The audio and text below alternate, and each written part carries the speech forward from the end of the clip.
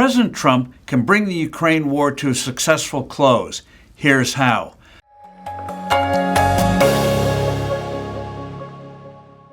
I'm Steve Forbes, and this is What's Ahead, where you get the insights you need to better navigate these turbulent times. Vladimir Putin respects and only responds to power. He'll say and promise whatever he thinks he must to advance his agenda of conquest. President Trump is chagrined that Putin hasn't acted on the president's proposal for a ceasefire as a preliminary step to ending the war. He rightly suspects now that the Russian dictator has been stringing him along. As a result, Trump says the U.S. will send Ukraine a Patriot missile system and perhaps other defensive weapons as well. To get a genuine peace, Washington must pour in needed weapons, both defensive and offensive. The Europeans should increase their assistance as well. The Ukrainians know how to fight, but from the war's beginning, Kyiv has been shortchanged on what the country needed to throw out Putin's invaders. Incredibly, the Biden administration acted with fear that Putin might really get mad and use nuclear weapons. Putin played the timid souls of these Make America Weak policymakers like a violin. He wasn't about to cross the nuclear threshold, but such threats achieved his aim to prevent Ukraine getting what it needed to win the conflict. This involved not only weaponry, but also crippling restrictions on hitting targets inside Russia. When Donald Trump began his second term, Vladimir Putin believed Russia was about to win its war of conquest against Ukraine.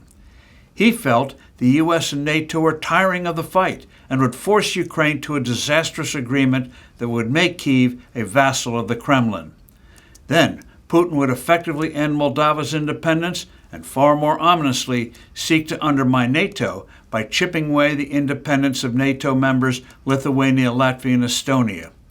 Moscow had seized these small countries and made them part of the Soviet Union in 1940. They regained their freedom in the early 1990s. Putin would hit them through relentless cyber attacks and increasingly aggressive military moves on their borders. Poland, the crucial country now for European independence, would face similar assaults.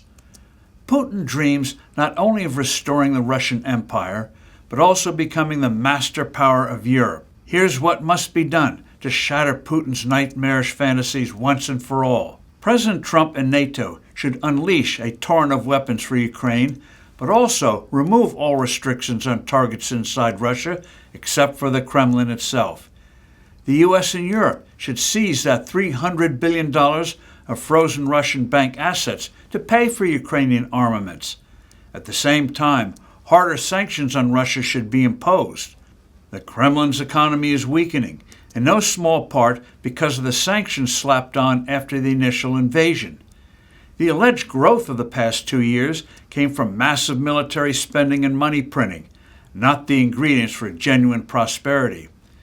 Inflation in Russia is rising, consumers are cutting back, manufacturing is weakening. Putin has serious man-problem powers as well, since he won't conscript men in politically sensitive places like Moscow and St. Petersburg. North Korea is tripling the number of frontline troops it's providing Putin to 30,000. Putin's position is vulnerable. Ukraine doesn't have to seize all of the territory Russia now holds. It need only thwart Putin's summer offensive and push the Russians back a good bit. The message would then be clear. The Russian tyrant won't break Ukraine. His ugly ambitions would be shattered. Putin would have to negotiate a peace that would undergird a truly independent Ukraine. I'm Steve Forbes. Thanks for listening. Do send in your comments and suggestions. I look forward to being with you soon again.